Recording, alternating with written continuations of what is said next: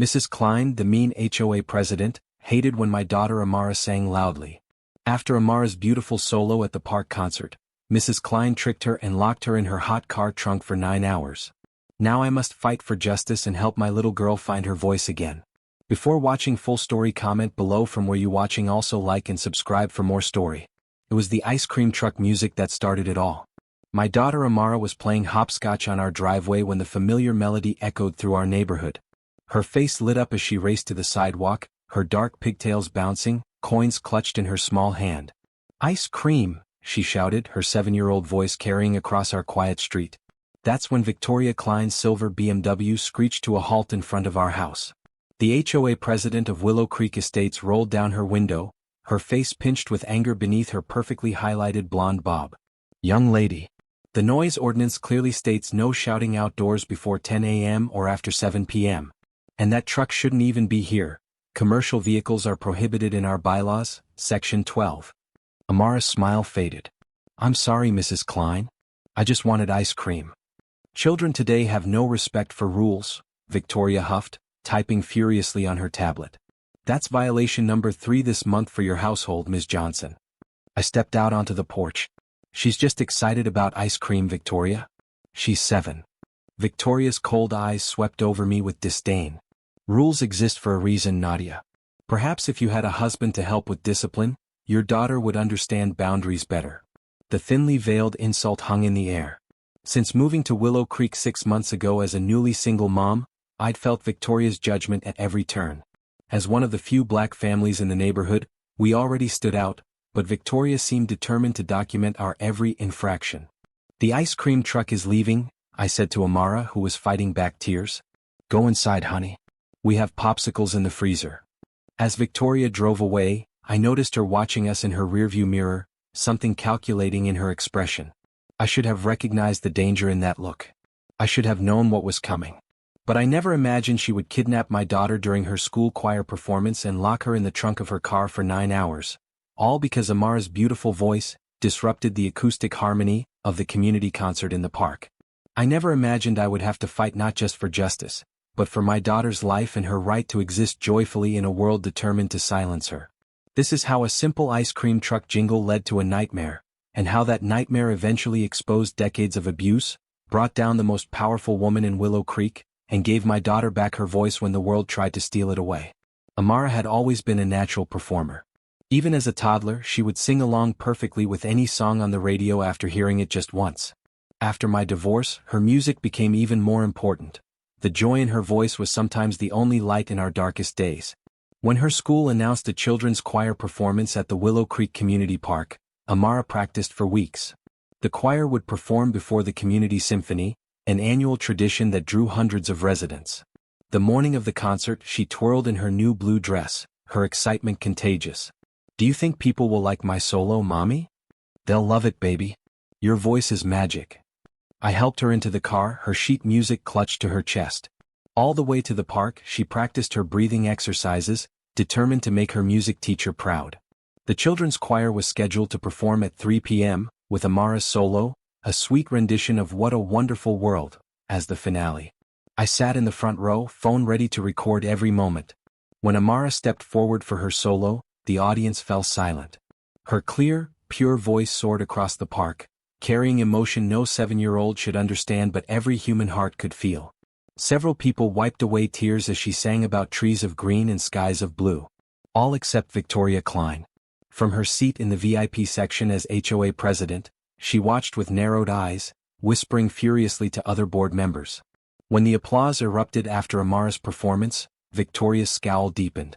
As the children took their final bow, their music teacher announced a 30-minute break before the symphony would begin. Parents crowded around the choir, offering congratulations and hugs. "I need to use the bathroom, Mommy," Amara said, still glowing from the applause. "I'll take you," I offered, but she shook her head. "I'm a big girl. The bathrooms are right there." She pointed to the park restrooms just visible behind a row of hedges. "Please? I know the way." Reluctantly, I agreed. "Straight there and straight back, okay?" I watched her skip toward the bathrooms, her blue dress disappearing behind the greenery. When 15 minutes passed with no sign of her, I went to check. The women's restroom was empty. What followed was every parent's nightmare. The concert was halted, the park locked down, police called, search parties formed. Amara's photo, still in her blue dress, still smiling after her solo, flashed across local news screens while helicopters circled overhead. Hours passed with no sign of her. Security cameras showed Amara walking toward the restrooms, but they didn't cover the area behind the building. It was as if she'd vanished into thin air. As evening fell, I sat on a park bench, clutching her choir folder, my body numb with terror. Community members I barely knew searched every inch of the park and surrounding neighborhoods, calling Amara's name into the gathering darkness. That's when I noticed something strange. Victoria Klein wasn't among the searchers. Every other HOA board member was helping, but not Victoria. More curious still, her silver BMW was parked in the VIP section, yet she was nowhere to be seen. The concert had been officially cancelled hours ago. Why was her car still here? A horrible suspicion began to form. Earlier that week, I'd overheard Victoria complaining to another board member about that Johnson girl's audition. They gave a solo to a child who doesn't even belong in this community, she'd said. That's not the image of Willow Creek we want to project. I approached Victoria's car, peering through the windows. Nothing unusual in the back seat or passenger area. But as I circled the vehicle, I heard something, a faint tapping sound coming from the trunk. My heart stopped. Amara? I called, pressing my ear against the metal. Baby, are you in there? The tapping grew more insistent. Help! I screamed, drawing the attention of nearby searchers. She's in here. Someone help me open this car. Officer Michaels, who had been coordinating the search, rushed over with several volunteers. Are you sure? I pointed to the trunk. Listen. The faint sound was unmistakable now, a child's hand beating weakly against metal. Within minutes, they had located Victoria in the park administration building and demanded her keys. She protested vehemently, claiming I was hysterical and making wild accusations. Just open the trunk, Officer Michaels insisted. I seem to have misplaced my keys, she said, her usual composure slipping. Perhaps after the symphony. One of the volunteers, a firefighter who had joined the search, had heard enough. Stand back, he ordered, before using a tool from his truck to force the trunk open. The sight inside will haunt me forever. My beautiful daughter curled in a fetal position, her blue dress soaked with sweat, her lips cracked and bleeding from dehydration. The trunk's interior was like an oven in the summer heat, later measured at 115 degrees. Amara had been trapped there for 9 hours, slowly suffocating in the airless space. Her voice was disturbing our community's cultural standards, Victoria said calmly as officers handcuffed her. Some children need to learn when they should be seen and not heard. I was teaching her a valuable lesson about staying in her place. Amara spent 5 days in the hospital recovering from severe dehydration, heat exhaustion, and oxygen deprivation. But the physical trauma was nothing compared to the psychological damage. My vibrant, singing child stopped speaking entirely. The doctors called it selective mutism, a severe anxiety disorder triggered by trauma. For 8 months after the incident, Amara communicated only through written notes and drawings. The most heartbreaking was a picture she drew in therapy. A little girl with her mouth covered by a large X, locked inside a box, with musical notes floating above her but unable to reach her. While Amara fought her silent battle, I channeled my rage into action. Working with detectives, we uncovered Victoria Klein's long history of disciplining children who she felt disrupted the harmony of Willow Creek. Her preferred method was confinement, locked garden sheds, storage closets, and in the most severe cases, the trunk of her car. The police found journals detailing lessons she'd administered to at least 22 children over her 12 years as HOA president, disproportionately targeting children of color, children with disabilities, or those from single-parent homes. Families she deemed not Willow Creek material. Most victims had been too frightened to report her. Victoria's influence extended to the local police department, school board, and city council. Parents who complained mysteriously found themselves facing code violations, tax audits, or work troubles. The case made national headlines. HOA president locked 7-year-old soloist in car trunk during concert.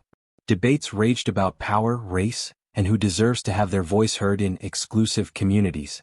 Victoria's trial revealed the calculated cruelty behind her actions. This wasn't a momentary lapse in judgment, it was the culmination of years of systematic abuse of power, hidden behind respectability and community standards. The prosecution's key evidence came from Victoria's own phone. a video she had recorded of herself approaching Amara after her performance. "Your mommy asked me to take you home," she told my daughter with a practiced grandmother's smile. "She was so proud of your singing, she needed to get you a special surprise." The video showed her leading my trusting daughter to her car, promising ice cream. Once in the parking lot, she ordered Amara into the trunk. When my child hesitated, Victoria's smile vanished. "Get in now, or I'll make sure you and your mother are thrown out of Willow Creek by tomorrow. No one wants to hear your kind of voice here anyway." The jury deliberated for just 3 hours before finding Victoria guilty on all counts. The judge sentenced her to 36 years in prison. Symbolically, for years for each hour my daughter had spent locked in darkness, struggling to breathe, believing she might die because her voice was too beautiful, too joyful, too black for Willow Creek Estates. But our journey was far from over. Amara still wasn't speaking. Each day of silence was another victory for Victoria. Another day my daughter's voice remained stolen. The breakthrough came unexpectedly, through another of Victoria's victims. Jessica Chin had been locked in Victoria's garden shed for 5 hours at age 8 for playing her violin too enthusiastically during a community talent show. Now 30, Jessica was a music therapist who specialized in childhood trauma. "I'm not going to ask Amara to talk," Jessica explained during their first session. "I'm just going to play and she can join if she wants." Jessica began with simple melodies on her violin. At first, Amara just watched. But by the third session she began tapping her fingers in rhythm. By the fifth she was humming softly, her first voluntary sound in 8 months.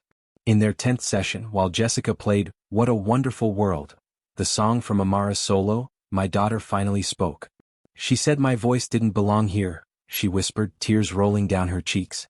Jessica set down her violin and took Amara's hands. "Your voice belongs everywhere beautiful things belong," she said firmly. "The people who try to lock away beauty are the ones who don't belong." It was the beginning of Amara's voice returning, not all at once but note by note, word by word. Music became her path back to herself. A year after the incident, the residents of Willow Creek dismantled the old HOA board and created a new community council with strict term limits and diverse representation. They asked me to serve as vice chair for community inclusion, a position I accepted with a clear mission: ensuring every family felt safe and every voice could be heard. Our first initiative was to establish the Every Voice Matters program, which provided music and arts education to all children in our community, regardless of income or background. The funds came from liquidating the HOA's Aesthetic Improvement account, which Victoria had used to fund her own home renovations.